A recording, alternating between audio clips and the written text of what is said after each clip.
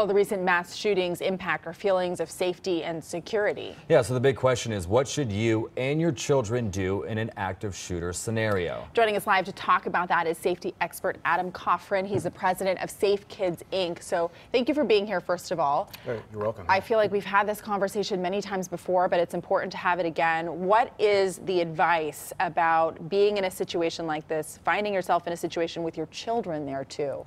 When we look at our kids, I mean, depending on their age, we have to be cognizant where they are and what they're doing. So the younger they are, they're usually next to us.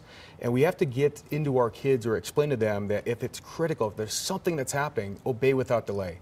Understand that if mom or dad tells you to come and to go, then you without hesitation, go.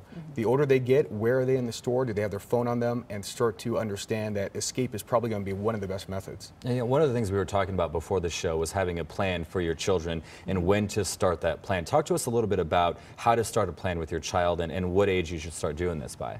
So we advocate really the younger, almost the better in a weird way. We look at kindergartners and first graders, and that plan starts with people who hurt and people who help. And to understand and start the conversation that there might be harmful people in the world, and if a harmful person finds us, here's what we should do.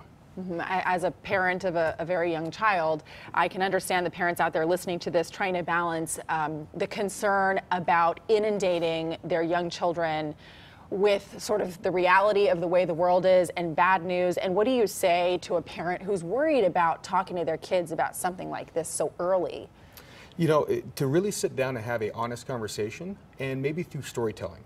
And so we talk about those harmful people and helpful people, and understanding that not everyone in the world might be helpful, and to relate it to things that they're used to, maybe villains in superhero stories or other stories that they've read, and start to piece together the story and to keep calm, to keep a little bit real with them, but at the same token, be very sensitive to their fears and what they're telling you. And then another thing too is obviously these shootings happen everywhere, whether it's a mall, whether it's a movie theater. As a parent, what should they be looking at? Obviously looking at exit signs, looking at people. How cognizant should they be of the fact that, you know, to be aware of their surroundings and maybe letting their kids know, like, hey, just be aware if something happens, you know. What should the plan entail? Yeah. Right, so when we're out and about, whether we're at the mall or we're at the movie theater or we're at a restaurant, be aware of loud noises. Be aware of what we call the jitters in the crowd.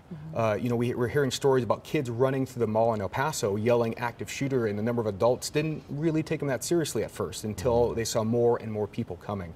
So be aware, listen to what's going on, what are people doing, and especially with their students, be prepared to take them with you if they're young, or everyone run as a family out and have a plan somewhere near the area to go to and reunify. I want to ask you about the situation in which you're not with your children.